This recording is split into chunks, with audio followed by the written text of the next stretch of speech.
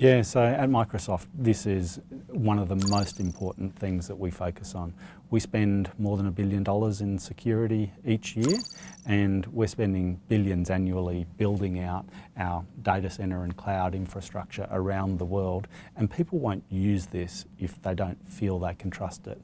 So part of it is making sure that we're compliant with all sorts of industry standards, and in healthcare in the US that'll be things like HIPAA and HITRUST and FedRAMP, but the one that's got everyone talking is GDPR, the General Data Protection Regulation from the EU, and that's going to be a very high bar to meet, and we are confident that we will be fully compliant with GDPR, and it's a challenge to the rest of the industry, which is great.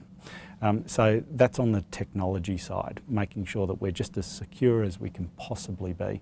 And we've got a long heritage of people trying to attack Microsoft. I believe we're the number 2 hacked site or targeted site by cyber criminals, the US Department of Defense being number 1.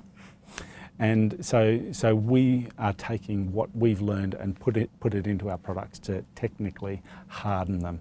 And the reality that many organisations are coming around to now is that cloud models are considerably more secure than their on-premise counterparts, which are often, unfortunately, in healthcare, wide open to cyber criminals. But the second thing, and this is more important, is the business model, yes. How we actually use the data. So at Microsoft, we don't monetize the data, we don't look at the data, we're not interested in the data. That's the organisation who puts that information up in the cloud, and our people don't touch it, don't use it, that sort of stuff. And that's different to some other models where they might monetize the data. There's a lot of freemium services out there, and nothing's really free. If you're giving away your information, you are the product, and that's how it's subsidised. So we very much believe in keeping the confidentiality and privacy of the information, and nowhere is that more important than in health.